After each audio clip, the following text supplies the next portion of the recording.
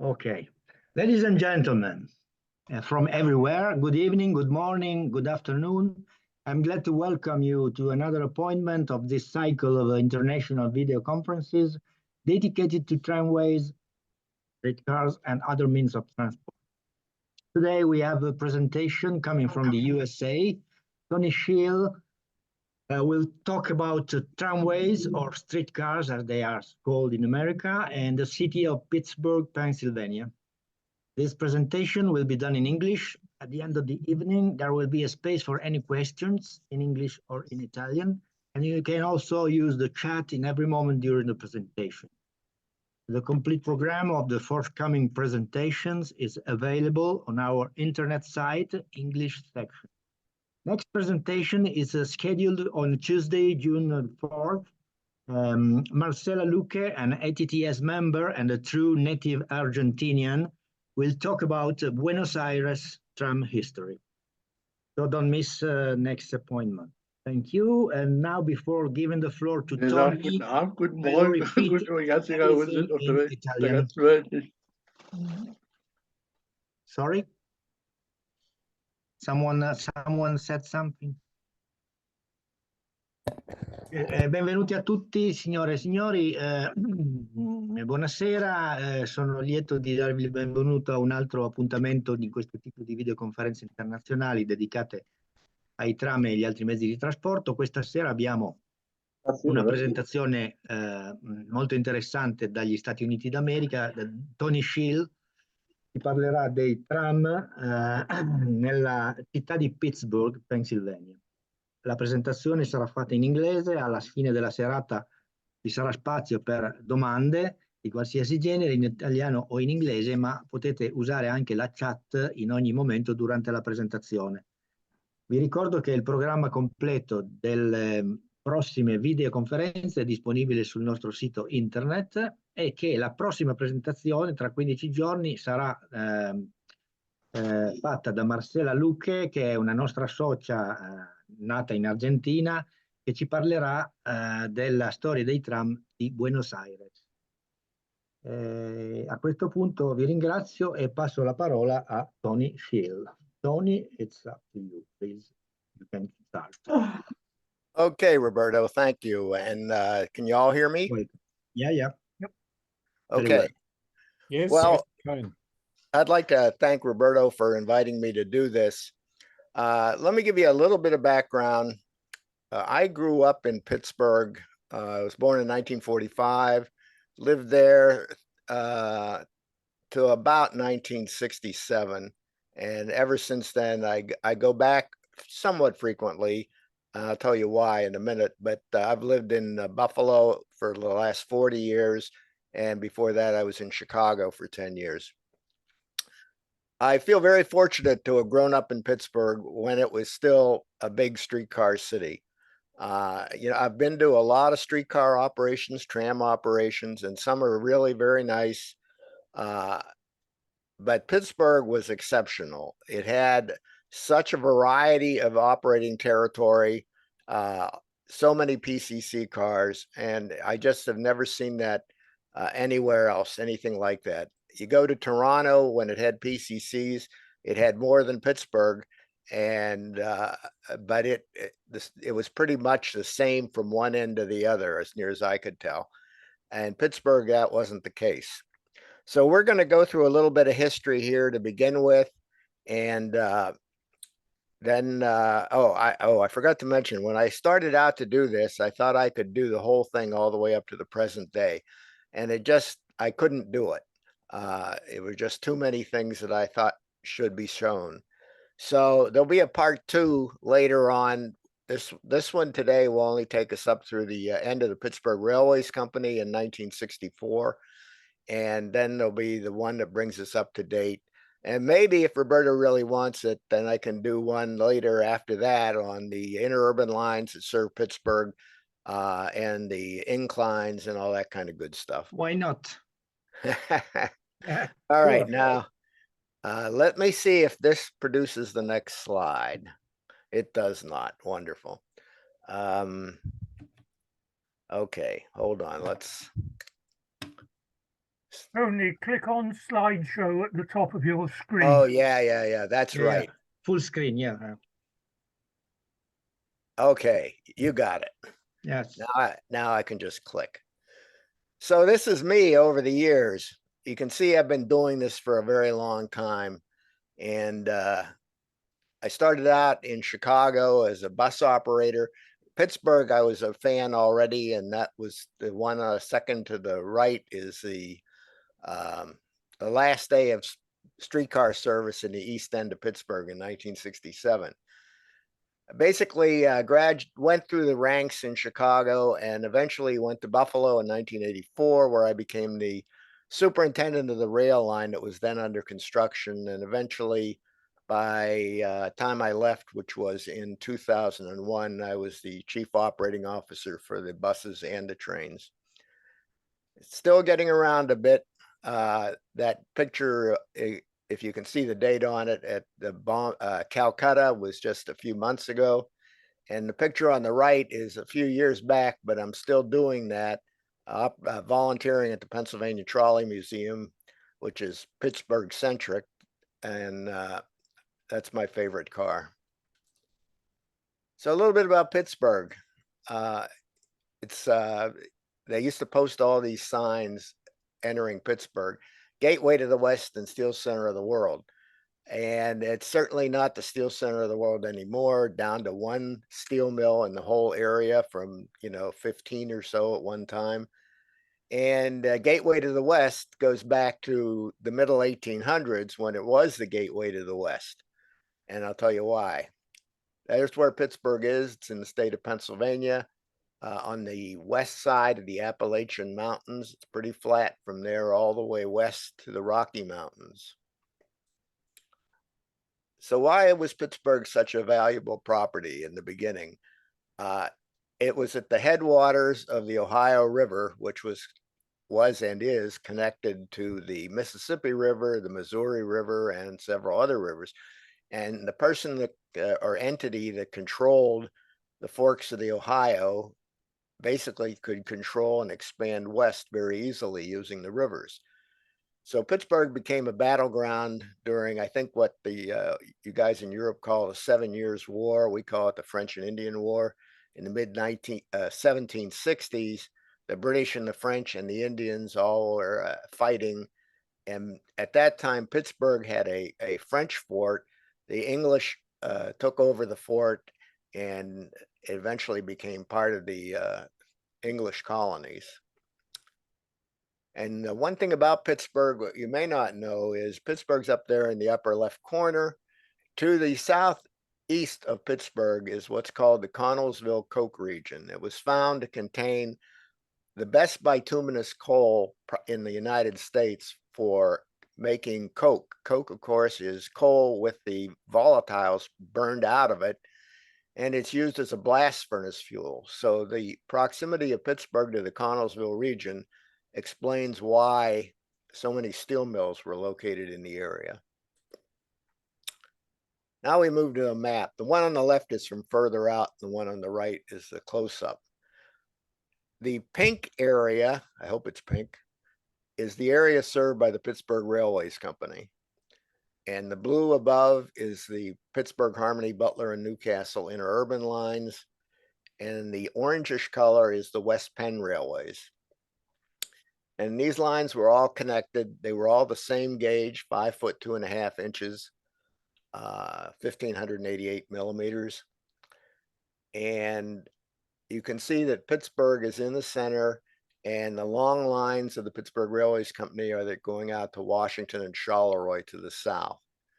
The blue lines disappeared about 1930, but the West Penn lines hung on until 1952, some of them. This is Pittsburgh, and you got to know the topography of the area. So the reddish color in the map are the high points, and the closer it gets down to blue is the low points.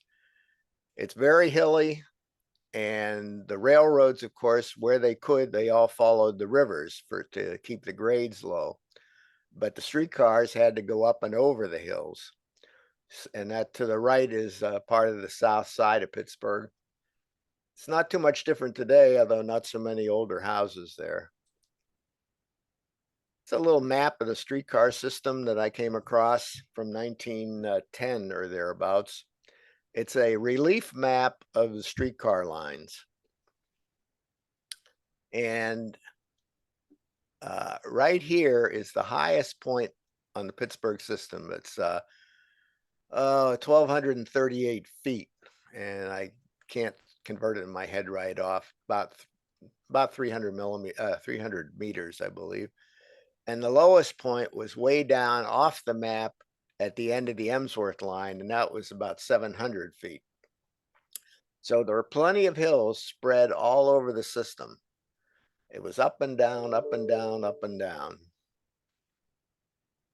And what do I do? Also lots of bridges. This is just the downtown area of Pittsburgh. The yellow lines are bridges that carried streetcars. The red bridges are railway bridges for the steam railways. And then the orange bridges were just built for automobiles. They tend to be later than the other ones. Lots of bridges. Is it supposed to be a picture on the screen at the moment? Because I haven't got a picture. Does anybody have a picture? Yes. Yes. Oh, okay. Yeah, fine. Thank you. Right. Okay, I guess let me go to the next one and see if you get a picture. Okay, you should be looking at a steel mill.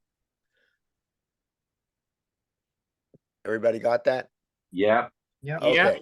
So this is the Edgar Thompson Works, one of many steel mills in the immediate Pittsburgh area. This is taken about 1900. And a later picture kind of shows how Pittsburgh was set up in terms of the proximity of housing to the mills. This is the Jones and Laughlin Steel Company. This no longer exists. It's a commercial industrial. I'll say it's an industrial park. It's more like an office park. But this is a typical Pittsburgh scene. Here we have another part of the Jones and Laughlin Works on both sides of the river, and you can see downtown in the distance. So you were never very far from a steel mill in Pittsburgh. And you notice these mills are all smoking. Now, this is after smoke control took effect, the picture on the left. It still got smoke, and there were many, many hazy days in Pittsburgh, even in the 1960s, 70s, and early 80s. Picture on the right of the PCC car was taken in the 1940s at 9 o'clock in the morning.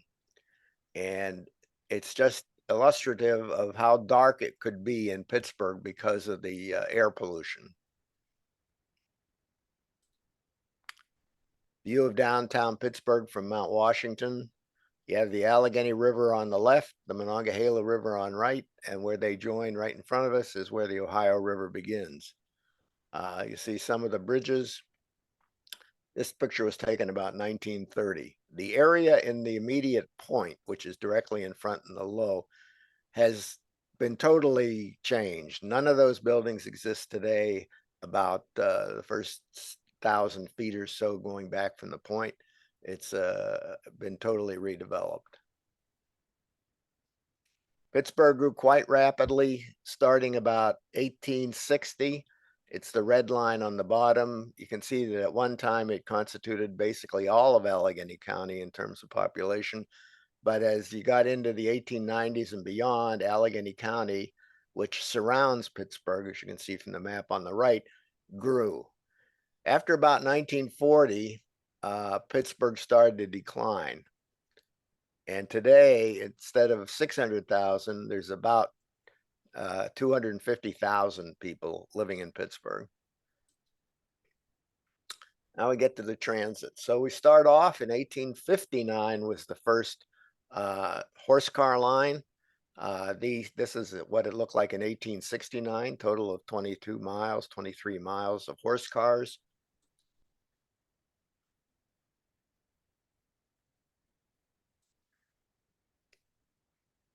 It ended up having a fair-sized horse car system, but like everywhere else, the horse cars would give way to both electric cars and cable cars. This is a picture on Sarah Street in the 1920s. Pittsburgh had the distinction of having the very last horse-drawn cable car in America. And this was ran until 1923. Next to come along were the cable car lines, as in San Francisco type cable cars. As you probably all know, the cable car and electric car arrived more or less at the same time in the 1880s, the cable cars having been first used in San Francisco in the 1870s. Had the electric car reached the level of development that the cable cars had already achieved in terms of operating practicability and so on, it's unlikely that these cable lines would have ever been built, because as soon as the electric car came along, just a few years later, to where it could be used commercially, the cable cars went out of business. In Pittsburgh, the cable cars lasted less than 10 years. Whoops. Just a second. There were several lines, all centering on downtown. One of the main features, if you will, of the cable car system in Pittsburgh was this loop, which had a diameter, a radius of 27 feet, which was an extremely sharp loop for a cable car system. There's another view of it. I kind of like this location. It's at the foot of Fifth Avenue downtown and Liberty Avenue. So you have the cable cars, you have horse cars, and you had, in a few more years, electric cars. And on top of that, you had the middle track of the street directly in front of us, which was a standard gauge freight railroad line using steam locomotives until 1906 down the middle of Liberty Avenue. Out on Fifth Avenue, headed towards Oakland and East Liberty. And the other major physical feature was the Soho curve. This was a pool curve. If you're familiar with cable cars, a pool curve is one where you have to remain, you can't let go of the cable. The car has to remain attached to the cable the whole way, or else if he drops the cable, it'd be very difficult to pick it back up. And you see all those plates in the track. Those are access points to service the pulleys underneath. Just a long, long line of pulleys. So it only lasted about 10 years, and then it had to come out. And obviously, there's a story about how contractors working on streets would come and bid on jobs to remove stuff, remove the pavement, and they found out underneath what was there, and were very unhappy at the amount of excavation that had to be carried out. So here we are, about 19. Anybody know how to get rid of the bottom of the zoom stuff? Well, I'll just push on. Horse cars, cable cars, and electric cars, about 1890, 95. Once the electric cars came along, they just spread like wildfire. First system came in 1888. That was a Bentley Knight conduit operation, where it had both conduit and overhead in the outskirts of the city. It only ran on the north side of the downtown area. It was about 3 miles long. Down below, you can see that pivot point where the had to flip so that the plow on the car could pass through it. That shows it was, at the time, it was considered extremely steep for an electric car, but it went pretty well. And it only lasted a few years before it was converted to regular electric railways. On the right and is the arrangement of the conduit, which was made out of wood. And the other operation, which I gathered from what Roberta told me is not well known, was Leo Daft. He was an Englishman who came to the United States and was very active in the early days of electric traction. His preferred mechanism was a tractor. What he called it a tractor was really a little locomotive, which hauled a trailer, an unpowered trailer. And this was on the south side of Pittsburgh. The other one was on the north side. And notice the has what we call a troller, predecessor of the trolley pole. And this is climbing. It climbed up to the top of Mount Washington, a little ways from downtown, but it was a very unique operation. Now, down at the bottom there, you can see how the conduit coming from the bottom of the picture ends. And what begins at that point is a rack. It had a rack to go up the hill all the way to the top. So it was about a mile-long rack. And here's a picture that shows the toothed rack. Had a sprocket wheel, or the pinion, I guess it's called now, which was controlled by the operator simply by a lever. He could engage it or disengage it. There's the locomotive without the body, of course.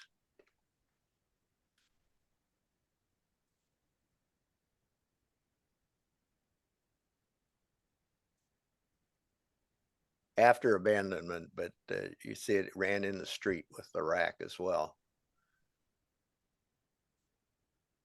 But then along came the electric car. The first one, the Second Avenue Electric, came in 1890, and it became one of the larger systems, had 50-some miles of track.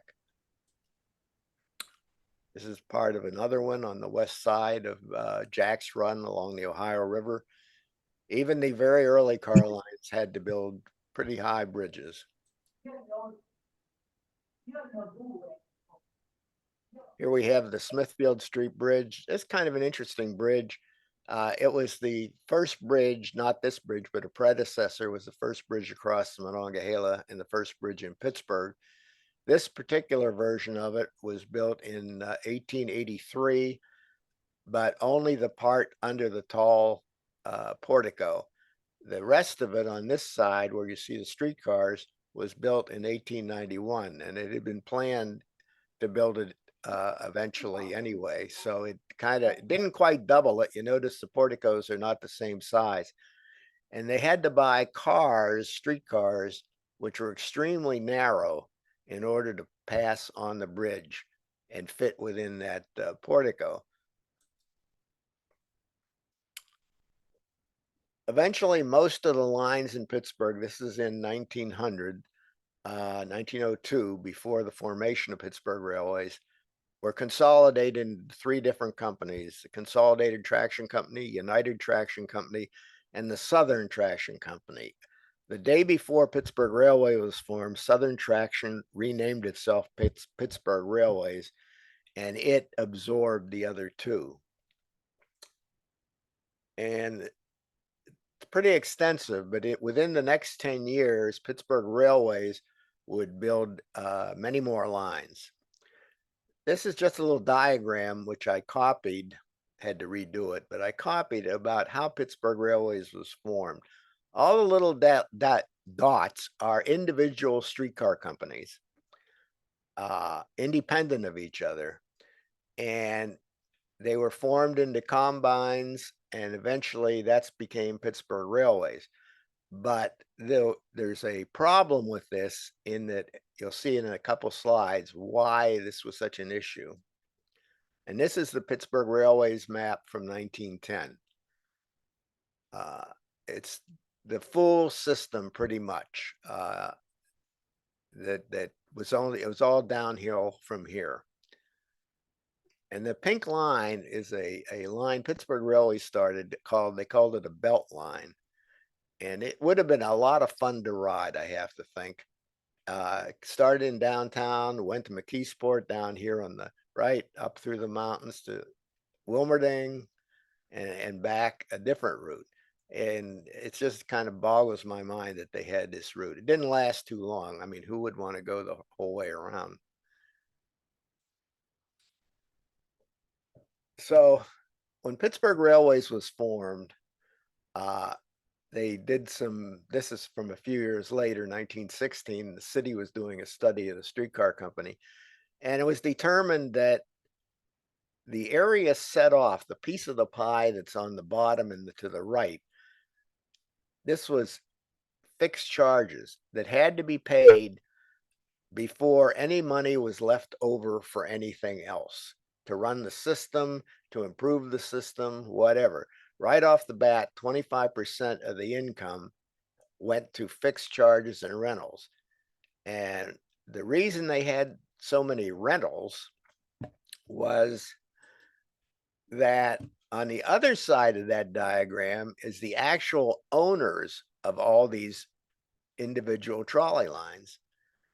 And Pittsburgh Railways didn't own most of which it operated, very little of what it operated. It leased everything, and the leases all provided for fixed payments every single year of certain amounts. And that became a huge financial burden. And it really wasn't until the 1930s that, on its second bankruptcy, Pittsburgh Railways got out from under all this organizational issues. So now let's look a little bit of what was downtown back then. This is that Smithfield Street Bridge. It's passing under a portico which protected patrons of the Pittsburgh and Lake Erie. They'd get off the trains from Pittsburgh, from outside of Pittsburgh, come up the steps, cross over, and stay under this if it was raining to get to the streetcar stop.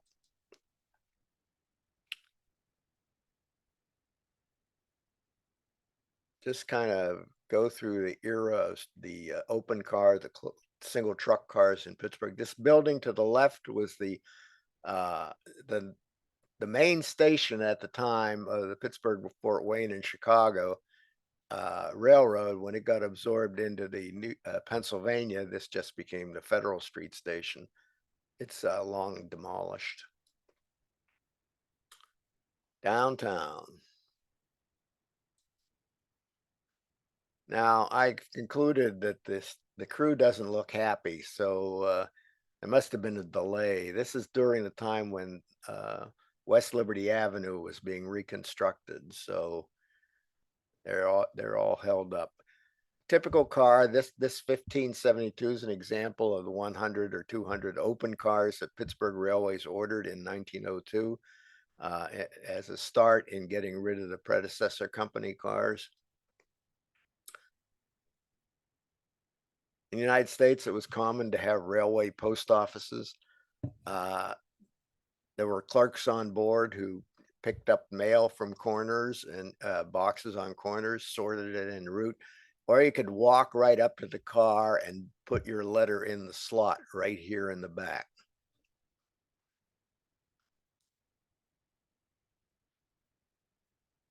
In 1904, and we'll get into this a little bit later, a tunnel was built through Mount Washington to get streetcars to where they could easily serve the South Hills without going up and over the entire mountain. And this is the south end of this Mount Washington trolley tunnel, which today still handles light rail traffic and buses. Like any self-respecting streetcar company, Pittsburgh Railways had a couple cars meant for the officers' use, and this is one of them.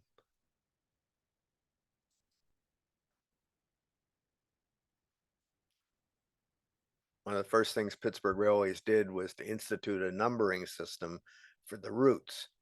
And curiously enough, many of those routes still carry the same numbers today on the bus system. These are predecessor company cars being scrapped.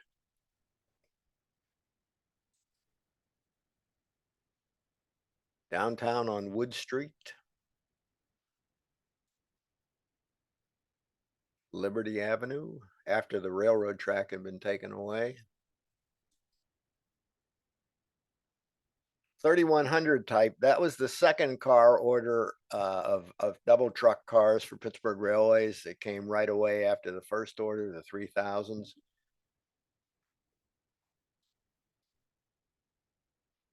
Pittsburgh liked big, heavy cars.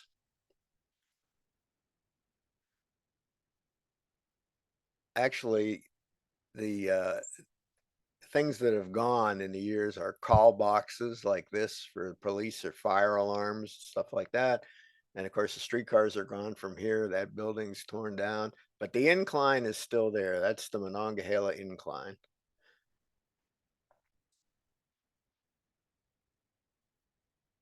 A little bit of overhang on the past the truck on this car. This is a view again of the Smithfield Street Bridge. Now, the area on the right is the add-on to the bridge, which carried two tracks. The original side of the bridge had horse car tracks and then electric tracks, but they were removed when the tracks on the right were added. But it turned out that because of the space limitations on the right, large enough cars could not be used on that line to carry all the traffic out of downtown. So they put tracks back on the left side. And for a while, for about 8 years, there were 4 tracks on the Smithfield Street Bridge and all used.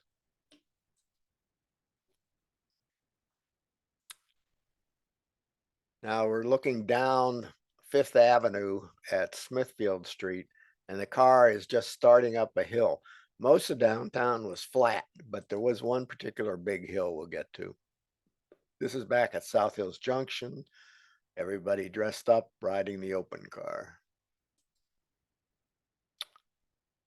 This car came in 1905. This is the 3487, and it's noteworthy mainly because it still exists and still runs at the Pennsylvania Trolley Museum. Factory break at the Westinghouse plant in East Pittsburgh. I don't think it can do that now.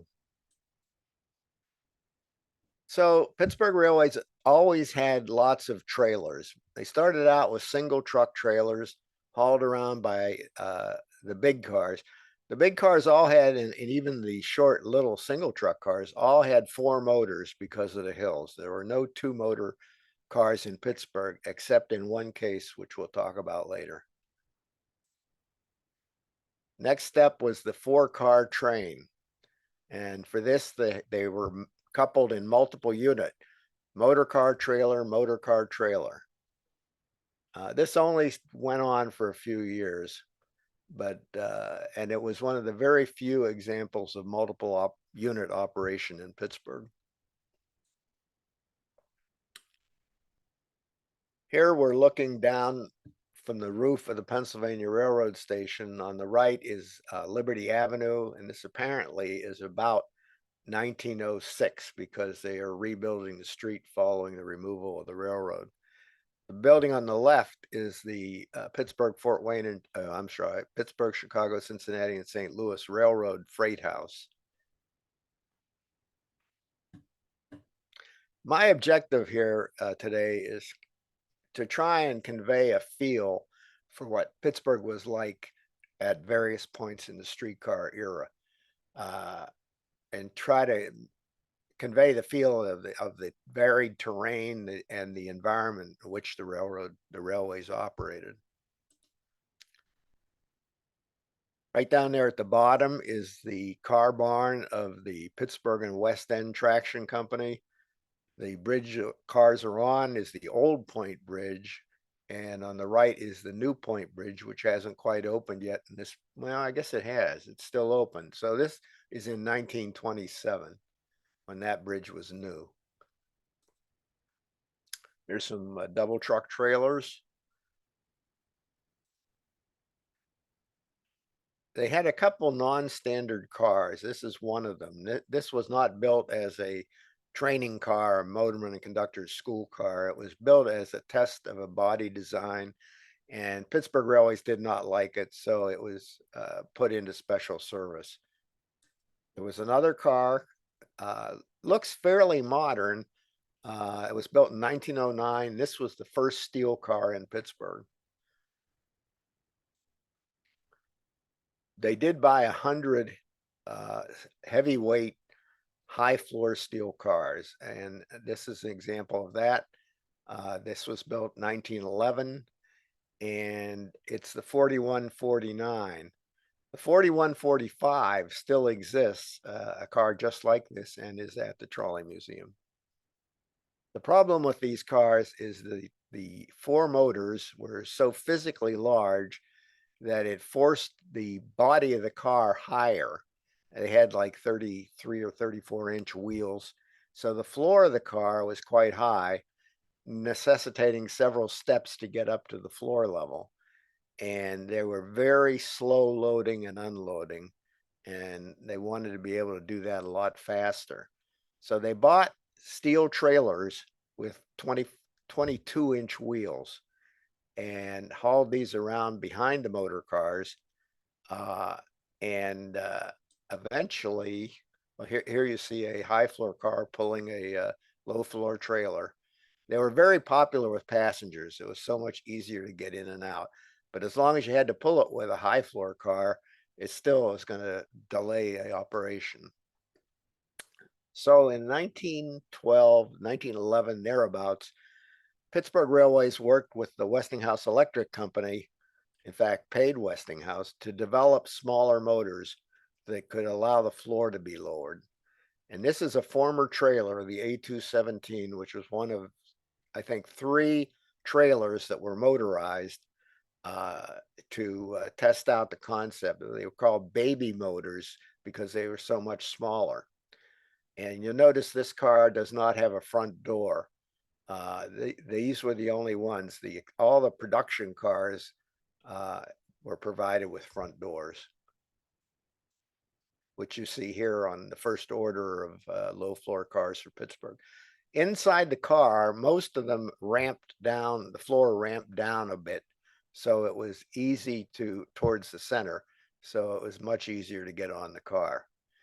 And in the beginning, they were built with single front doors. These were all later modified, or most of them modified to double doors, or built new with double doors. Not well known, Pittsburgh did have 6 double deckers. This is a former double deck trailer that once they pulled it around with a big car for a while, they decided to try motorized cars, and then they bought 5 more. They were not popular in Pittsburgh for all the usual reasons of delays at stops by people having to go upstairs or downstairs. And they only lasted to 1924. Hills in Pittsburgh. These are what were considered steep grades in Pittsburgh, but only within the city. Much of the system was outside the city, and it was just as hilly outside as it was in Pittsburgh. So you can see the steepest grade was Fine View up on the north side, which had a 12% grade, and plenty of other pretty steep grades. One grade wasn't that steep, but was still an issue, not for the trolleys, but for the public, was on downtown Pittsburgh, where there were several streets in the area shown in the picture, which had grades of up to 5%, not for great distance, but up for a block or 2 blocks. And it caused problems in the city because people didn't like to walk up hills. And here is a map that shows the hill in question in the yellow, kind of protruded into the downtown area. And it was called Grant's Hill. So what happened was a decision was made to lower Grant's Hill. And an excavation was carried out roughly where the circle, the pink circle is. And the grade was lowered up to a maximum of about 17 feet. A lot of work. Imagine doing all this work under traffic, pulling up multiple pieces of special work at intersections and trying to do it under traffic. I don't know how well that worked. That brings us up to about 1920, and we can date this picture because there's still an open car, single truck open car, which we know ran into the early 1920s. And on the other end, down there at the back, we see a low floor car, which came about 1914. So this is sometime around the First World War. I had to fudge this picture a little bit. I had a crappy picture of the big scene and a better picture of the car. So I pasted the better picture of the car into it. But this then became the standard Pittsburgh streetcar, and they bought 1,000 of these cars, and they ran. They dominated the system until the arrival of the PCC, and the low floor cars weren't fully retired until the early 1950s. They came both in single end and double end configuration. It's in the. It's not a suburb of Pittsburgh. It's a neighborhood called East Liberty. And it was the biggest urban area not in downtown Pittsburgh. Another thing Pittsburgh Railways tried was 6 motor trains. So here we have a 4 motor train car in the lead with multiple unit connections to the car in the back, which is a 2 motor car. They figured they needed 6 motors to maintain the schedule. So they had a number of cars which only had 2 motors and were not meant to operate singly. They only needed the trolley pole and a control inside for movements around the yard and shop. This did not last too long. Millvale Car House, mostly low floor cars, but still a couple high floors. The high floor cars lasted to the early 1930s. Here's a newer, an older view of South Hills Junction. I kind of like this. You can never do this today. Notice the car is on the diverging track, which pulls the doors further away from the platform. So you got to kind of take a big step. And here is during the last years of the horse car on Sarah Street and a newer low floor car. They say the horse cars lasted till 1923. So this is one of the last cars ordered. Pittsburgh ordered these low floor cars from about 1913 to 1925.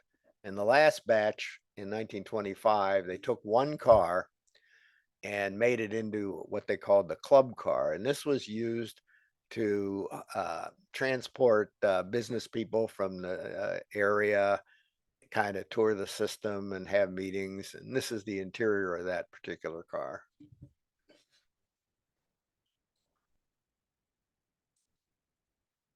The interurban lines to Washington and Charleroi were pretty long. It was about 35 miles to Charleroi and Roscoe down that just beyond Charleroi. And another line, which was partially the same track as Charleroi for the first 8 miles or so, and then went off on its own line to Washington, Pennsylvania. And that line was 29 miles long. The first interurban cars bought by Pittsburgh Railways were these 3600, which were really typical classic heavy interurbans that you would find on many, many interurbans in the United States in that era. They also tested a low floor interurban car, which was not noticeably successful. Later, some more low floors were built and they were not successful either. But this was the first one built in the about 1917.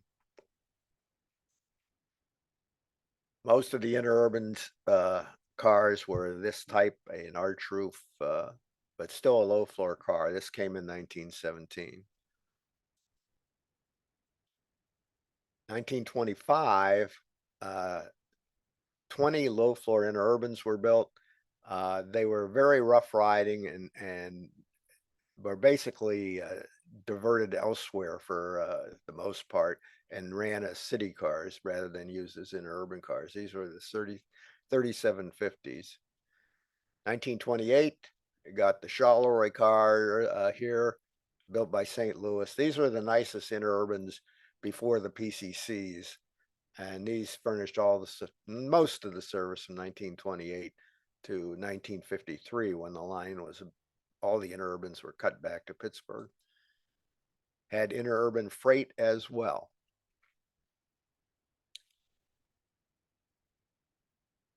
Downtown Pittsburgh freight station. Interesting point. Pittsburgh Railways was partners with the West Penn Railways in a venture that had through freight cars run from downtown Pittsburgh off of Pittsburgh Railways and on the West Penn to cities far distant from Pittsburgh, Uniontown, in the Coke region. And this service ran till 1941. And I don't think they ever ran 3-car trains, but they did run multiple unit freight cars for a long time. This is Trafford, Pennsylvania, and it's only in here because the car on the right is a Pittsburgh Railways car at the end of the line from Pittsburgh, and the one on the left is the West Penn car, which will now go east to Greensburg.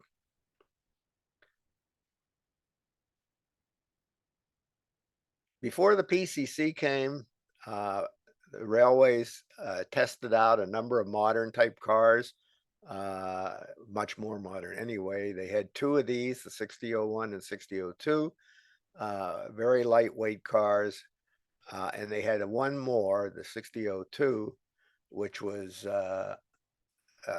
another lightweight car, but much larger. This was a very nice car, so they say. I don't know. Unfortunately, it's hard having one-off cars. They're trouble to maintain. The shop people don't like them. And these cars only ran for about 10 years, and they were scrapped in 1940. Interurban line car.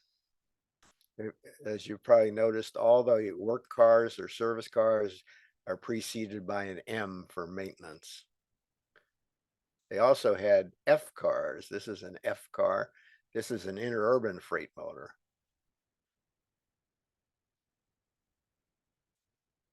And many, many snow sweepers. Little story. Pittsburgh Railways had a lot of snow sweepers. They kept them at various car barns, hauled them out in the winter, and if they needed, and they could handle, a foot of snow or so. And if they had plows that they could bring out if it was really bad. The Port Authority got rid of all the snow sweepers until they decided they needed a snow sweeper. So they bought 2 from Philadelphia and had them shipped to Pittsburgh, 1 for parts, 1 to run. The big event of, there are 2 big events in 1936. One was the St. Patrick's Day flood, in which there was a huge storm all over much of the eastern part of the United States, and the rivers just could not handle the flow. So in the left, the shaded area was all flooded, and that's the same area you see in the picture to the right. It could be pretty damp for the streetcars that day. Most of them didn't get this deep, but it was pretty deep.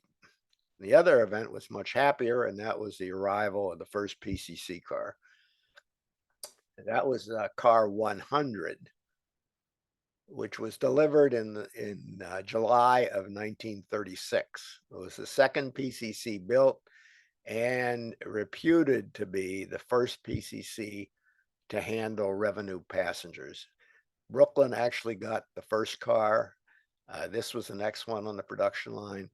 But as the story goes, and I've heard it both ways, the car that Brooklyn got was used as a test vehicle for a long time, months and months, while this one went into regular service very quickly. Pittsburgh Railways took photos of new cars at this particular location near the Homewood Car House, which was also the main shop. So I wanted to illustrate the high and low points in terms of elevation. The lowest point was at the far end of the Sewickley line. And obviously the rivers are flowing this way. So as the river flowed, the elevation got lower. So it was only 719 feet. Downtown was a little bit higher. And the highest point was right here on Broadway in Dormont, which was 1,238 feet or 377 meters.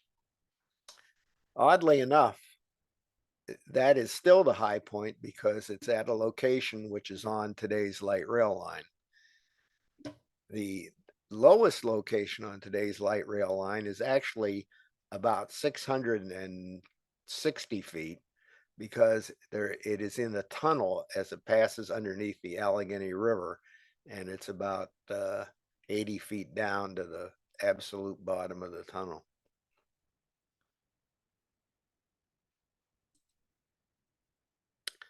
And this is just to point out, the map we're mostly going to be seeing is based on this one on the left, but it's not immediately apparent, but the map is greatly distorted. This is from that Ford, Bacon, and Davis engineering company did a study in about 1918.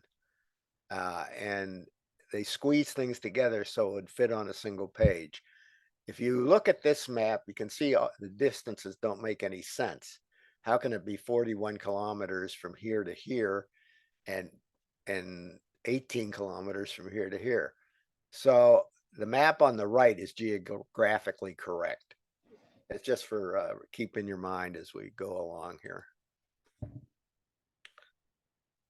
So the system of shown on that first map of 1918 survived pretty much intact all the way through the Depression and to the end of the 1930s. The difference, the only significant abandonments in the first 40 years of the Pittsburgh Railways Company were two lightly used over-the-hill country interurban lines between the Keysport and Wilmerding and between Wilkinsburg and Verona, plus these lines in the middle, which aren't dated because they were abandoned so early that there's no record of it. They were abandoned sometime in around 1920. And this little piece, which was also abandoned in about 1920. The one on 2nd Avenue along the river was abandoned because the B&O Railroad, whose tracks you see just in front of the car here, wanted to add tracks, and the Samuel Brown mansion was in the way. So Sam Brown, he didn't want to lose his house, so he had it moved up 300 feet and into a flat spot just the other side of the top of the hill. Unfortunately, 10 years later, it burned down. So we go through World War II and practically nothing was abandoned for 10 years. The only thing abandoned was the 33 Mount Washington via the West End line, which didn't serve anything in here because it was in a really tight valley next to a creek. And up here, it was duplicated by the 40 Mount Washington. And who would go from Pittsburgh out here all the way up to get off here when they could just go through the tunnel and come up? So in 1949, this is the number of the car lines which were still running at that time. About 68 car lines here, plus the interurbans. And by this time, it was probably about 75% PCC operation. 50s were tough on the Pittsburgh railways. The biggest in mileage abandonments were Emsworth, which was abandoned from where the pointer is out to the end, and the interurbans, which were very long distance lines out to Charleroi and Washington. They were abandoned without replacement. There was just not enough traffic to justify continuing to operate. The lines were cut back to Drake and library. All the rest of these lines that are in red were abandoned primarily due to bridge construction or adjacent roadway expansion.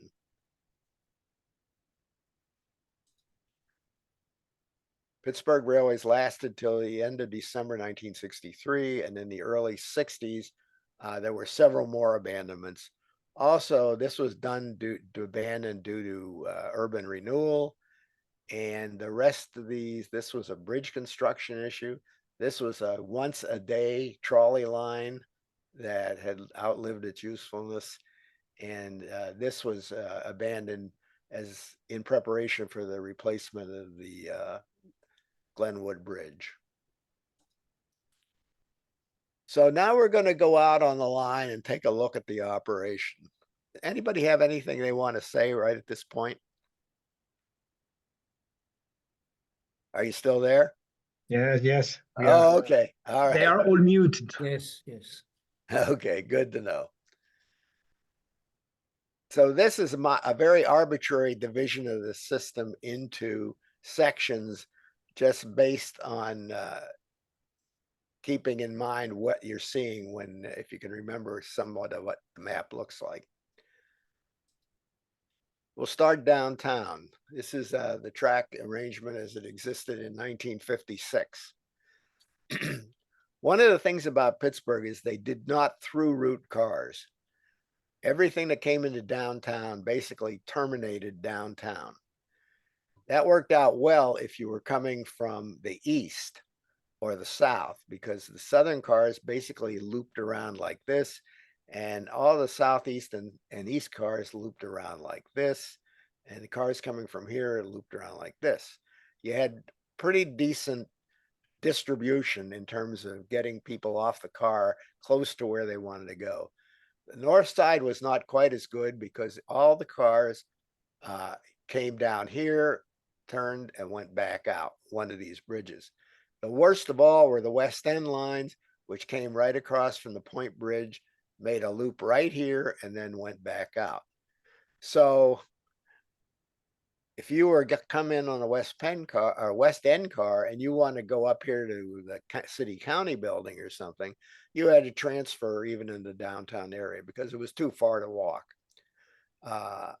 Through routing would have solved that problem, but Pittsburgh was one of the properties that just did not want to do through routing. And here's a graphic that shows it as 1959 and the looping patterns.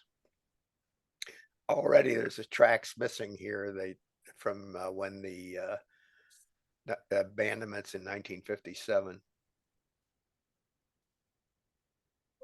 Couple maps from the 1920s showing the volume of streetcar movements comparatively. You can't really see the numbers, but always in Pittsburgh, the heaviest routes were grouped and went to the east. And it was real heavy through the South Hills Tunnel and went then much lighter outside of that. Over here in this view, you see the heavy traffic is like this or like this. Now we're just going to go through some views downtown. Notice how dark all the buildings look. That is purely a result of air pollution over, 80 years.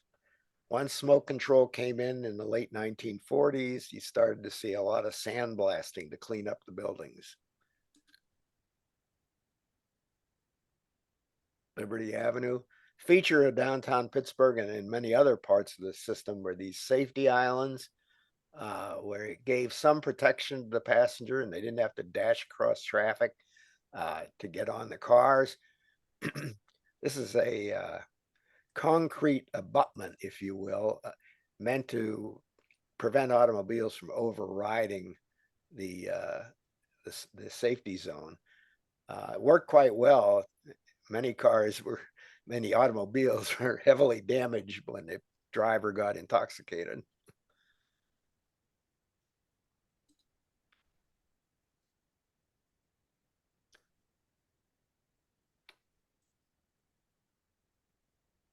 I just point out the big clock here. That's Kaufman's clock. A big fixture still in downtown Pittsburgh. But I can safely say that in downtown Pittsburgh, you do not see this amount of pedestrian traffic today. The streetcar was just an ever-present fact of life downtown. Here's two from the first order, which were delivered in 1937.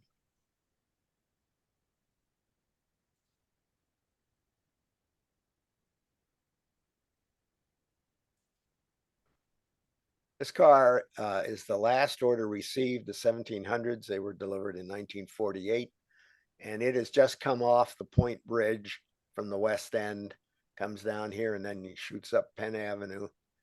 And that turn it's about to make is right here.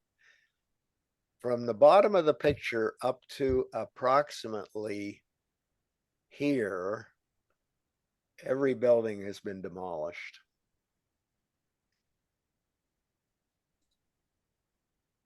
And I know in this picture, every single structure, including the two bridges here, is now history. The incline over here is still there.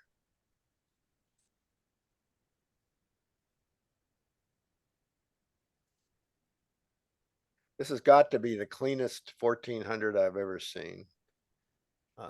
This car is probably about 7 years old into this, and I got to think it must have been repainted because all Pittsburgh cars tend to show lots of scrapes. Now here's a car that has come off the bridge. All the buildings have been demolished, so it has quasi private right-of-way up to where it'll make its loop. This is all now redeveloped here. This bridge went out of service in 1959, causing the West End lines to be abandoned. The new bridge is off to here. This is part of the interstate highway system, and the powers that be were not receptive to the idea of having streetcar tracks on an interstate highway.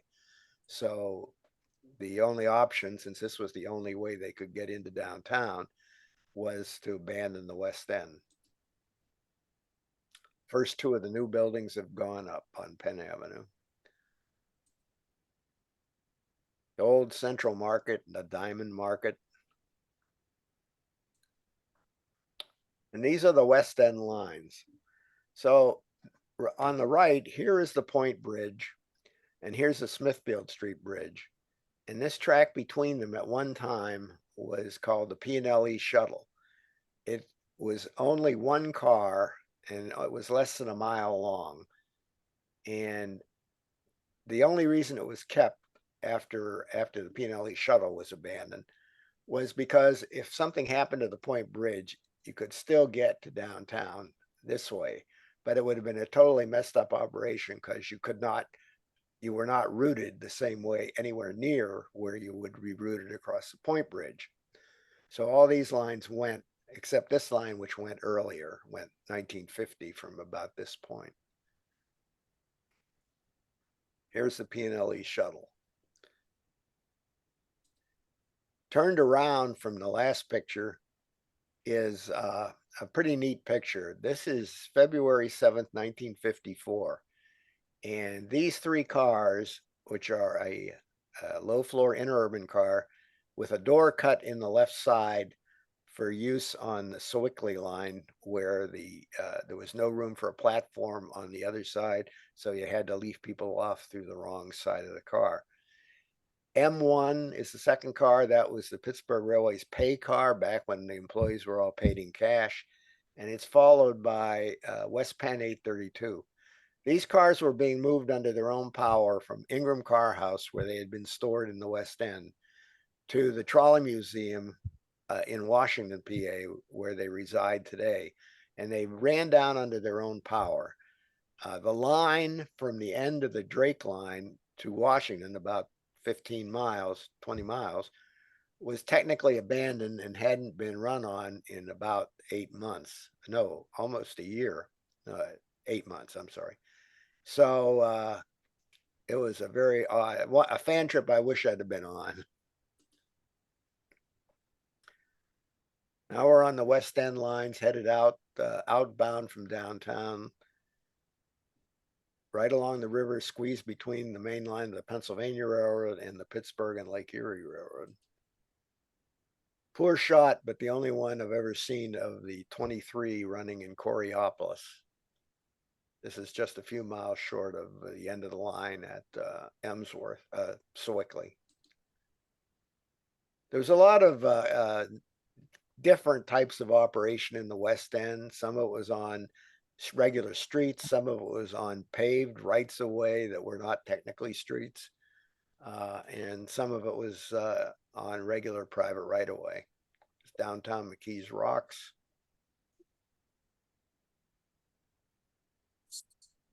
It was a lot of nice private right of way.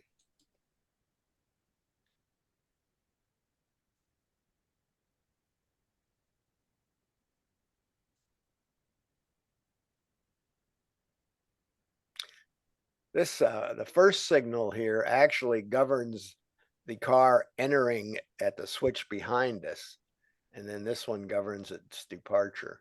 They're awfully close together.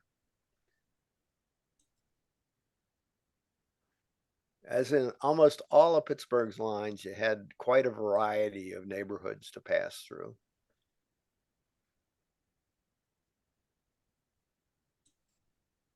And this is the Ingram Car House. This building survives today after abandonment. It's kind of hard to believe, and it doesn't look like one, but it is now a church.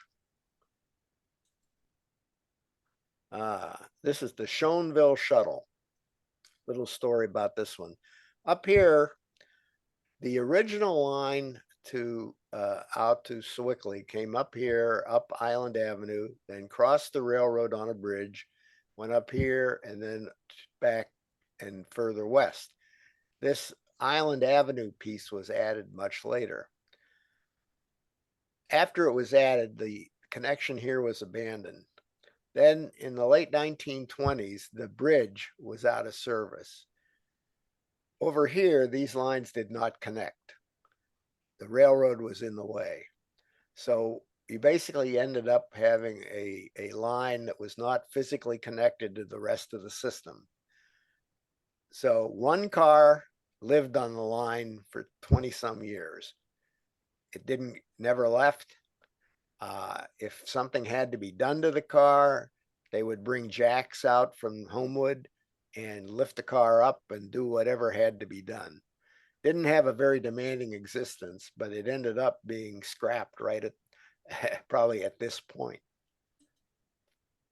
Now we'll go to the north side. More car lines up here. It's in the middle of the north side business district on the. Yeah, sorry about that. Just hold on a sec, please. Okay. Is the Buell Planetarium and the old post office, both of which survive today. Streetcars are long gone. The last streetcar on the north side was in 1966. And this whole area is now somewhat of has limited auto traffic, but it's more of a pedestrian type mall now. Looking to the back, right up here at where the track disappears is where Federal Street turns up and up the hill and eventually leads up to the Fine View line, which we'll get to in a few minutes. There was one car line that did not go downtown that went from the north side across to Bloomfield, across the Allegheny River to Bloomfield, skipping downtown, went through Oakland, and then went back south and went to across the Monongahela River. That was the 7754. There was one other line from the north side that did go downtown just from the north side and made a little loop through downtown and came right back to the north side. And that was the 22 Crosstown. Because it had so much exposure being downtown all the time and not out on some lonely right-of-way somewhere, it was always used for the advertising cars. And there were a number of them through the years. Of course, now it's extremely popular to have advertising cars and buses. but back then it was pretty unique. Another view on the north side, downtown, north side. The north side's now called the North Shore, so you have to be up to date on that. There was one amusement park on the way up north at Westview. This is a view, obviously the cars are lined up. There's no way the regular 10s would be 4 in a row. So that apparently there's a break of something at the amusement park and they lined up some extra cars in advance. That was abandoned a little bit after the last years of streetcars up north. Very short Troy Hill line and Spring Garden and Spring Hill were all abandoned in the 1950s. Now we'll look at Fine View. This car has just come off Henderson, which I mentioned before, and is starting up on Carey Street. This is where the 12% grade was. But I would like to have a copy of it myself. So you can see here, and the car is about to encounter its biggest obstacle on the whole line, which would be right here on the map. Really tight turn. This is our version of Lisbon. Thank you very much. And a little bit further along, it shoots up the hill to the high point, which is about 1,200 feet. Sorry about this. I can't control it. If you'll just wait a minute, we'll let the thing go to voicemail. Okay, my wife took it. The east was the heart of the system. I had lines that went all the way to Trafford, which was actually technically not even within Allegheny County, and a long line up to Verona, which quit early in 1937. Heron Hill is right near downtown. This was a car house. One of the things we used to do on fan trips, this was in 1961, was pose the car here. It had been many, many years since the had been used as a car house. Another route that went up along the Allegheny River to Aspinwall. This is a route did fall victim to a abandonment due to the closing of the 62nd Street Bridge. Now we're in the sort of the civic center of Pittsburgh. There's a publicity photo, obviously. When the 1000s were new. This is in Oakland. This is where the University of Pittsburgh, Carnegie Mellon University. That's the Mellon Institute, which is a scientific research building behind us there. Same location, showing a little portable crossover, which were frequently used to keep traffic going when track had to be reconstructed.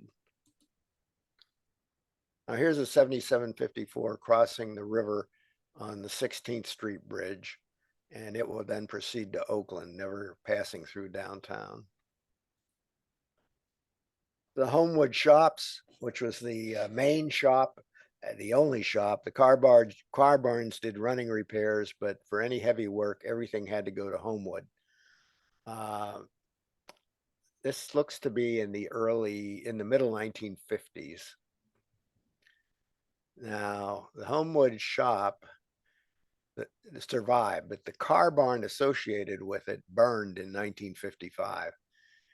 And what happened was one of the work cars developed a short, pole was left up on it, and it started a fire, and ended up 11 cars were burned and went to scrap. Among them were the 1600, which you'll see later, which was a unique PCC car, and 2 of the 1700 series interurban cars. There were only 25 of those. So in one fell swoop, they lost almost 10% of the interurban car fleet. I can remember this column of smoke. We lived east of Pittsburgh on top of a hill in Wilkinsburg, and I can remember out the backyard wondering what that column of smoke was. I finally convinced my father some days later to drive me past the car barn.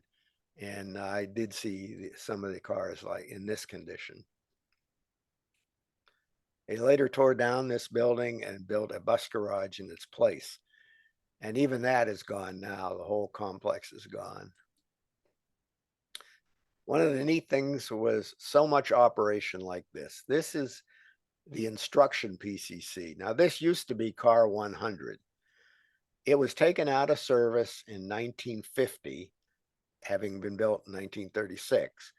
It was taken out of service in 1950 and converted to an instruction car. And you'll see what they did that made it this. Now, this car is running against traffic on the Trafford line in the village of Pitcairn. And so it was a single track bidirectional line, but it's going westbound in the eastbound automobile lane. And this is not terribly unusual for Pittsburgh. This is the inside of that car. What happened was they took the floor off in the middle of the car and installed this box that had a glass top, and you could watch the accelerator. It's a Westinghouse car, so it had a Westinghouse rotary accelerator, and which would respond to the position of the pedal on the operator's accelerator. So you could learn how that did. I'm not sure what value that was to the training operators, but it must have been pretty neat to watch. Same line a little later. This was a fan trip I was on. The Pitcairn line, Trafford line passed what was once the major railroad yard of the Pennsylvania Railroad off to the right. Now here you can see this is toward the end of the life of the Trafford line. There's two sets of wires up above, but there's only one track. Before the final abandonment, they had gone through and pulled up all the sidings on the line, since it was only in the last few years, one car a day that went out here. This is a fan trip, of course. The building you see there is the Cathedral of Learning, which is the principal building of the University of Pittsburgh. Buildings on the left are the U.S. Department of Mines, now part of Carnegie Mellon. And this is on Forbes Avenue in Oakland, the Civic Center, if you will. We're going out to 64, typical Pittsburgh Railways built bridge out in the Braddock. And this is called the Dooker's Hollow Bridge, a fairly late bridge in construction, 1930s. It still put streetcar tracks on it. Way in the background, you can see the Westinghouse Bridge, which at one time was one of the largest concrete highway bridges in the world. You had to be careful parking on streetcar lines. You know, there's not a lot. This is not the narrowest road that they had, but you couldn't just park your car any old way. Out the end of the line out in East Pittsburgh. East Pittsburgh again was where the Westinghouse Electric Factory was, 25,000 employees, and the motors of the car of these streetcars were built there. Another big bridge project was the Rankin Bridge over the Monongahela. Got these the car behind here, the 1500 second car, is going to loop around the green area and will pass over the track it's now on going to Braddock. One of the neat little lines was the 87 Ardmore, which ran in the center of Ardmore Boulevard for about 3 miles and then descended out and went into downtown East Pittsburgh. The trolley line actually predated this divided highway. The side to the left of the picture was put in when the Lincoln Highway was constructed in the 1930s. And here's an 87 at Wilmerding, home of the Westinghouse Air Brake Company, on a bridge built in 1910 by Pittsburgh Railways. Now we're going to go out what we called the Second Avenue lines, which went out through Glenwood, which is here, out to McKeesport, and then through Braddock, with a line to another line to East Pittsburgh, a line up to Wilmerding, and one that went to McKeesport a different way by going out Forbes Avenue and then coming down here and running along this part of the river to McKeesport. Second Avenue was rebuilt, and this was a bit of a speedway. There were no car stops for a considerable distance. They could really roll down here. Other days were not so speedy. This obviously is a streetcar delay of some sort. Eventually, the car has now come from where that delay would have been along the side of the steel mill and passes under the B&O Railroad at Laughlin Junction. Whoops, let me go see if I can go back. It's turning on 2nd Avenue to continue out towards McKeesport. It could have gone straight ahead and gone to Greenfield, which was a line at the top of the hill within the city of Pittsburgh. This is a Glenwood car house. I took this with a Brownie camera. And the car house is right here. And there was generally quite a few cars in there. A good shot that shows the difference over the years of the pre-war car design. This is an original 1937 car, and this one came in 1946 or 45. This one had windows that opened at one time and overhead wipers, split destination sign, whereas this one, and no vent, where this one has a vent for the operator and a more slanted windshield and wipers on the lower part of the window. Even in PCC cars, there was a lot of variation. This is crossing the Glenwood Bridge. Must have been on a very quiet Sunday morning. The 56 McKeesport came off the bridge, then it ran upside the, alongside the Hayes Ammunition Works. It was a military building and built for World War II. And then went up through Buttermilk Hollow, which was the side of the road, semi-interurban operation. Got up to Lincoln Place, where it joined the 65 Munhall Lincoln shuttle for about a block. This car is on the wrong track, as you can see, and that's because there's only a single track connection from the 65 line itself, and he's about to go through a switch which will take him over to the proper track. And this is Muldowney Loop, where that 65 will loop around the trees and then go back to Braddock.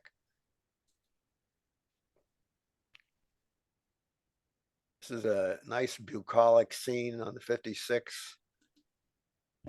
Same place looking down the track.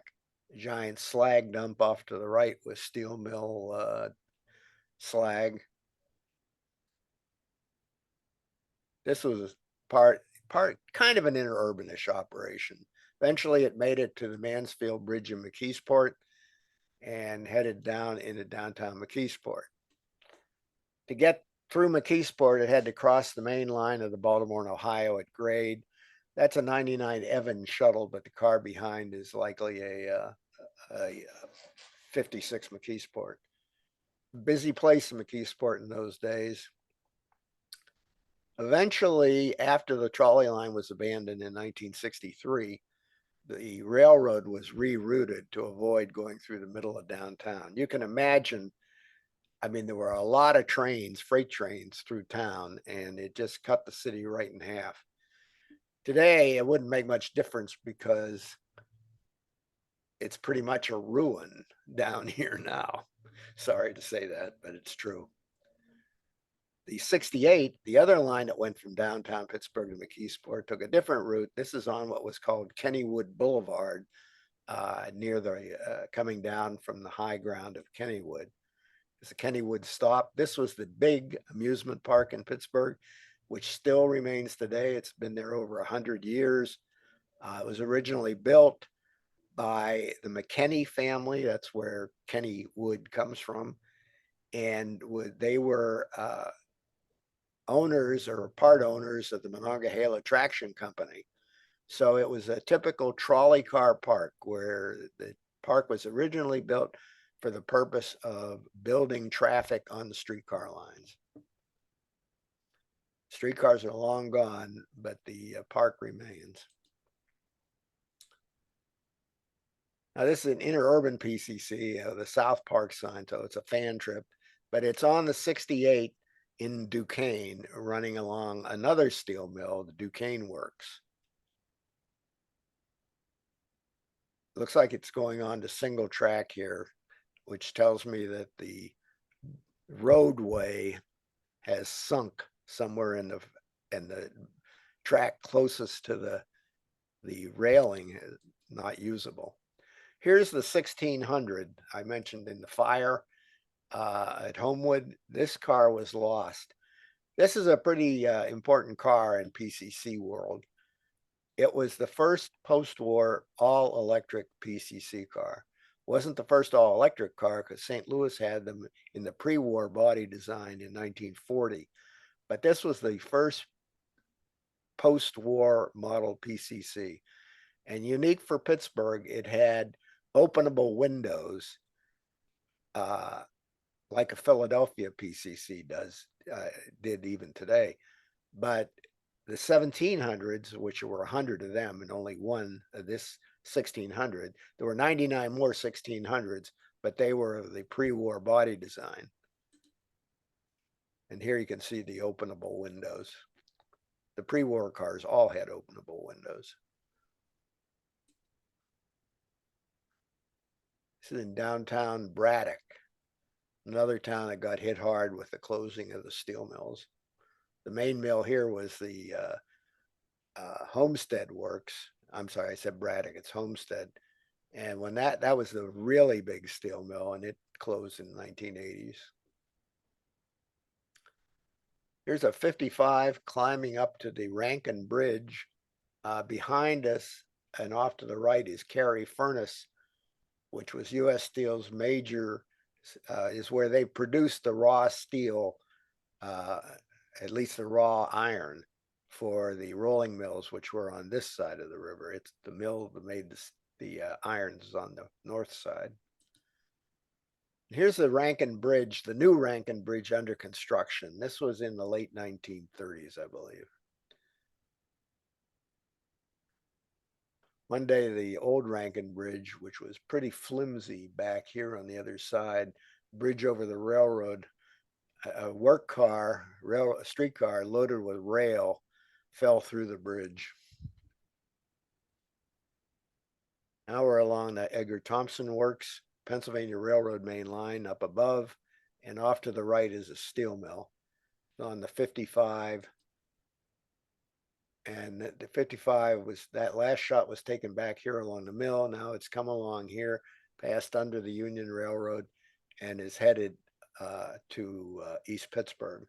This is the main line of the Pennsylvania Railroad. This is the Union Railroad here goes across the bridge, which was the plant railroad for the United States Steel. And looking the other way and that photo was taken from this bridge. This is the bridge I showed you earlier, the Westinghouse Bridge. This was taken on its opening day in 1930 or 31. And off to here is the Westinghouse Electric Manufacturing Works. Another fan trip car coming up to the terminal of the 55 in East Pittsburgh. Just a sampling of some public literature from Pittsburgh Railways. Now this is somewhat amusing. Well, there's the dog permit, 25 cents you could take your dog on the car. Muzzled and on leash only. And here we have a school pass. These were sold to grade school kids and high school kids. Every week you got a new pass. This is one of the passes I actually got when I was in grade school. Transfers. There were a number of different kinds of transfers in Pittsburgh, and I couldn't even begin to tell you what they were all. But this is a regular transfer on the right. And this is a special transfer. And there was also a throat transfer. So throat being where the lines are combined going into downtown. So there were all sorts of things. And then if you were on a line that went through multiple zones, the operator would issue you a receipt. And then when he crossed if you paid the right fare to go beyond the zone boundary, and then when he got to the boundary, he'd stop the car in the middle of the street and walk through and pick up the receipts that you used to prove that you could ride beyond the boundary. Pittsburgh Railway schedule. And this was the last one issued for these lines, the 3 lines, and it's printed on the back as well.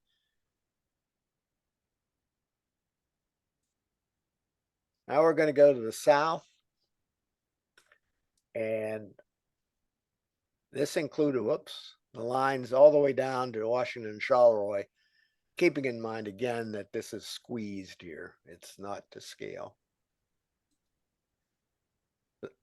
Almost all of the lines south of downtown went across the Smithfield Street Bridge. This is the north end of the bridge. On the left is the Baltimore and Ohio station.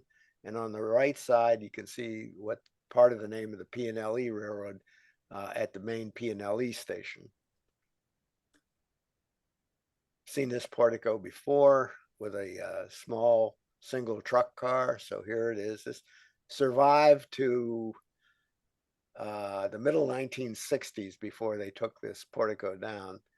The clock, I understand, was just written up in the Trolley Museum newsletter. Apparently it's been located, had been made into a coffee table. I'm not making that up. One line on the south side was Carrick that did not go through the tunnel. And here it is on West Carson Street on the 53. It will shortly turn off Carson Street, and it's made a turn going under the Pennsylvania Railroad, and it will begin its ascent of the South 18th Street hill, one of the few ways of getting to the top on a road. Now, here's an aerial shot from about the 1930s. The red lines are funiculars, Castle Shannon Incline, Monongahela Incline, and Duquesne Incline. Of them, this one, the Castle Shannon, is abandoned 1964. The Monongahela is still in place, but for the last number of months, less than a year, it hasn't operated. Even though it was rehabbed not too many years ago, it still has some kind of problem. And the Port Authority recently floated the idea of replacing it with an aerial cableway. I don't think that's going to go too far. I mean, it's quite the tourist attraction as it is now. And the Duquesne Incline, which is not operated by the Port Authority, it's operated by a neighborhood association, is doing fine. The yellow line is the tunnel to the South Hills, built 1904, and it's 3,600 or so feet long, and it rises on a 6% grade from here at the bottom up to South Hills Junction, where lines go in various different directions. And there's one other way you could have gotten up the hill, and that's this. Today, this is a road, the white line, the P.J. McArdle Roadway, but there's this blue line, which you could have used had you desired, and this is it. I think the downhill traffic was probably much greater. There's a lot of steps. One thing about this, notice there's very little vegetation. Until smoke control came along, most of the hills anywhere near a steel mill, the smoke killed most of the vegetation.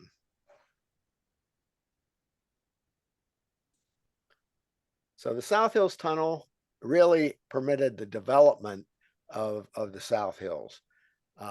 Once it was underway, the drilling of it, speculators bought up huge tracts of land in the South Hills and had it plotted out in subdivisions. And, there were lots of enticements to come see your new lot, and you put your $100 down, whatever it was. And apparently at some point they even passed out these nice little spoons down here. Not too many spoons have a little single truck car on them. So we're at the south end of the Smithfield Street Bridge. This car here will take a little jog here to get around the this particular Pennsylvania station, which was the head of the predecessor company, the Pennsylvania, and then turn between these buildings and go into the tunnel. Over here's the Monongahela Incline. Here's a car coming out of the tunnel. The bridge really was there. The railroad was there before the streetcar line, but they had to put in a bridge once the tunnel was opened up. The worst accident in Pittsburgh streetcar history happened right here. This is at the mouth of above the mouth of the tunnel. This low floor car, 1917, unfortunately even on Christmas Eve, for some reason ran out of control down the hill of the 6% grade through the tunnel. And when it got down here, where there was a little bit of a turn that you just saw in that last picture, it derailed and went through a couple poles. One of the poles sheared off this whole part of the car, and along with it, 17 people were killed. No, 24 people, sorry. So that was the worst accident. Years later, well into the PCC era, and just before the PCCs were abandoned, 1987, another car did the same thing, but nobody was killed. Coming out, you see the administration building, which was Pittsburgh Railway speak for office building, where the operators reported for work. Although many of these buildings had a public room that neighborhoods could rent or use for free for civic events. They had lounges for the public after a fashion. Here's the mouth of the tunnel shortly after it opened. Sometime you will see somebody says this is a rehabilitated coal mine tunnel. Not true. There was a coal mine tunnel up on a little higher on the hill, but this wasn't it. So South Hills Junction is this area right here. And that's the 40 Mount Washington, the 44, 48 Arlington, the 38, 39, and 42 to Mount Lebanon, and then the interurban line and the Shannon Drake cars, Shannon Library on this line. And this is how the tunnel yard was laid out. The car house, tunnel car house, is right down here. So that it was really laid out pretty neat to permit a car from any line to go straight to the car house if necessary, or when pulling out to go from the car house to any line. So a car coming out of here, going to the 40 would just come out, loop around, cross back over, and head out to the 40. They made good use of the property they had to work with.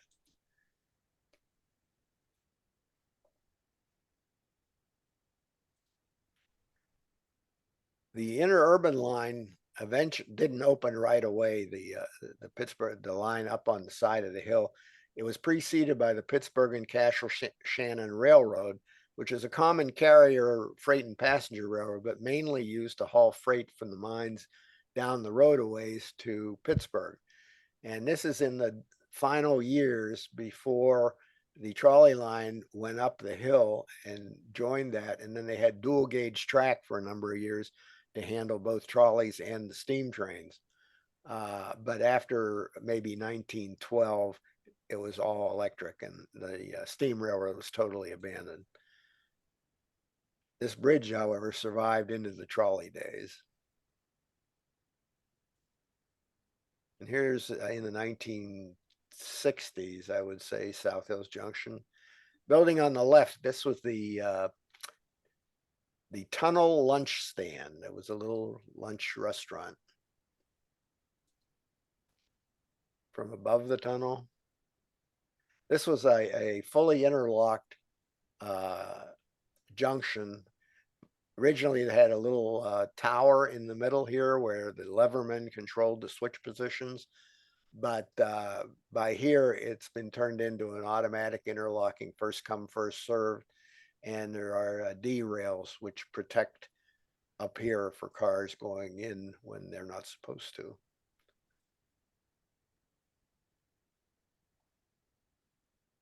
Little orange truck is a Pittsburgh Railways road supervisor vehicle. And here's the tunnel lunch on the right. Has the obligatory put a nickel in scale, or maybe it was a penny. You could weigh yourself. Now we're looking, this car has just come up from the car house and the line from Mount Lebanon. This is at the car house itself, another 500 feet from the last view. The building on the right was a car house. South Hills was a little bit, it was laid out. It was very difficult, had a very difficult layout. It had to all fit in this little valley. So it was a long way from the administration building up in the upper right corner to where your car might be parked that you're taking out. So they would make stops along the way for employees to get out. If your car was parked here or down here, it meant that it probably wasn't going anywhere for quite some time, because this is where they would store cars or hold them prior to scrapping. And here's one more view, which I took of the M11. It had been out of service even as an instruction car for a few years. This is in the fall of 1966.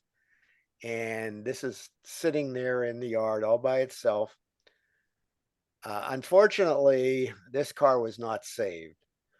The Trolley Museum at the time didn't feel that it had the resources to be able to restore the car from the condition it was in.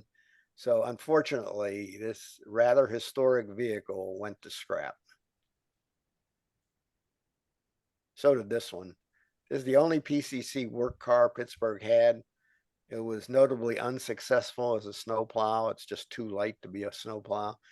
So it was mostly used to haul snow shoveling crews to little stops on the private right-of-way lines where there were little shelters that would need to be shoveled out after a snowstorm. After leaving where that last shot was, you would cross the Palm Garden Trestle and you'd come to a junction, one leg of which led down here to Brookline Boulevard. This ramp was built in the late 1930s to get cars off the street in front of the Liberty Tunnels, which was a highway tunnel.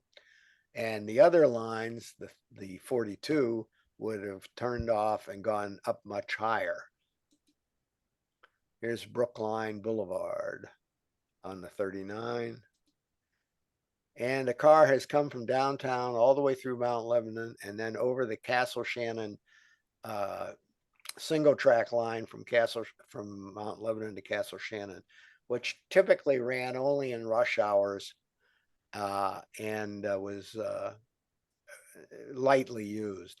But it connected here with the lines to Library and Drake, which came down here from Pittsburgh by another route. And this is a typical Pittsburgh Railway shelter. And here's a salt box.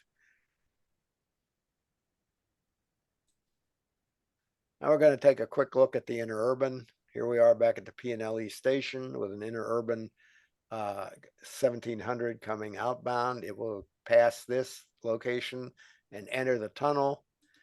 And in due course, it will be out past Castle Shannon and at Washington Junction. On the right is a car from Charleroi, a 3800 class car, having come up from Roscoe Loop. And here is an outbound Washington car, and this one, of course, is an inbound Washington car. Here is the bony pile or slag heap from the mine number 3, it was called, which was had a little coal patch town behind us.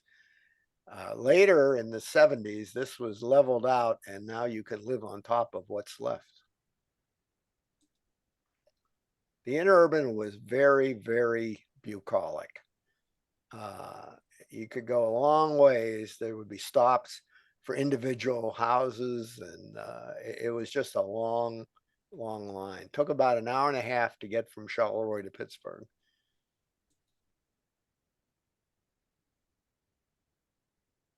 an environment not common to PCCs. In fact, Pittsburgh Railways was a fairly progressive operator. I don't know if you're familiar with induction train phones, but they were popular for a brief time in the late 1940s and the early 50s, and until radio came along, true radio. The operator's on a microphone, and it's transmitted through wires, and then through the trolley pole power goes up through the trolley pole, along the trolley contact wire, and then at some point it's induced to the wayside telephone line. That's the only non-wire connection, and goes to the traffic department in downtown Pittsburgh. It was a great advance for its time, but quickly got pushed out of the way by two-way radio. And here we are at a place you can still take a picture sort of like this. Same signals, same track. The environment's a little bit different. And these concrete steps are still here. So this nice leafy area is the yard of the county home, the Washington County Home for Elderly Men. They had a Washington County Home for Elderly Women too, but it was a safe distance away. And this is the county home stop. So this is on the part of the line that is now part of the Pennsylvania Trolley Museum. And we have the last car that ran over this track in regular service, which was 1711. And that's the car that was in the view of when we began that picture of me in front of a PCC.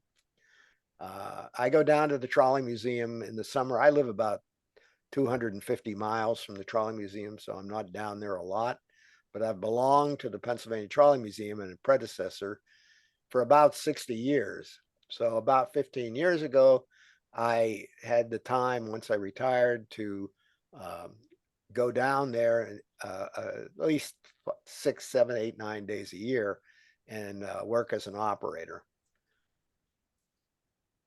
Washington itself had a little streetcar network of 3 lines, all used double N cars, low floor cars, not PCCs. And it survived. It was one of the last small town trolley operations in the United States. It survived until the interurban was abandoned in the summer of 1953. Here's a Washington local car.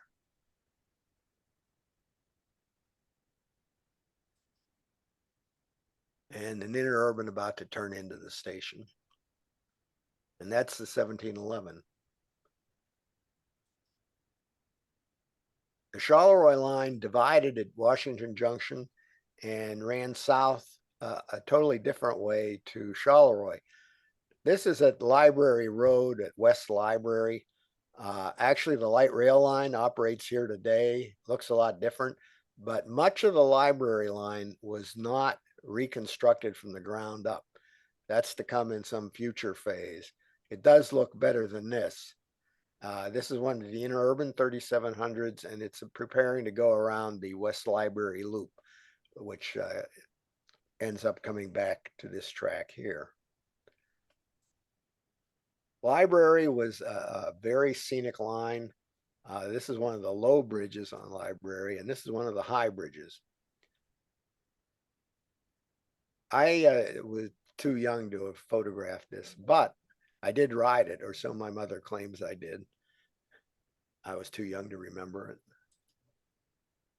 And here we're looking at what is probably a Denora car coming out of the car house to work the Denora shuttle, which is some distance away. And that's Charleroi in the background. And here's the shuttle car in Denora, having just changed ends.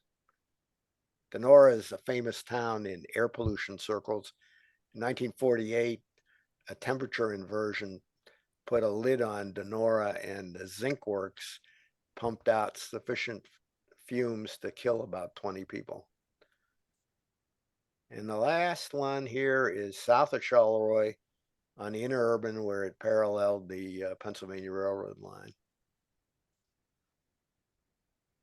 Pittsburgh Railways survived till March 1, 1964.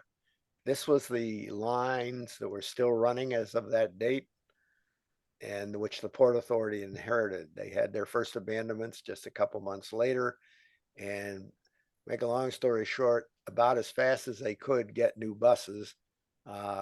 Over the next 7 years, all but a tiny bit of the system was converted to bus. We'll do that one in part 2.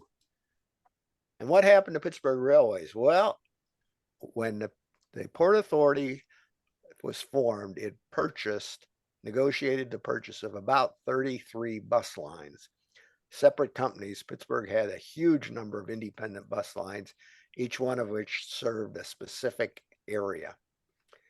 And they were successful in negotiating. The private owners were happy to get out of the business, and they got a decent price for their property. Pittsburgh Railways had a different experience. The Port Authority, Pittsburgh Railways offered to sell for $18 million US. This is 50 years ago, 60 years ago. The Port Authority had a different view. They considered the streetcar system essentially worthless because they were going to convert it to bus as soon as they could. And they offered $3 million. Big difference. So what happened was, in order to make the schedule of public ownership, they had to legally condemn Pittsburgh Railways and take it over. Over the following 3 years, it went to court, and ultimately Pittsburgh Railways eventually got $16 million. And they also had to dispose of 115 cars the Port Authority didn't want, a bunch of buses, and some real estate. So Pittsburgh Railways walked away with $16 million. The company was still in existence, but it didn't plan to go out of business.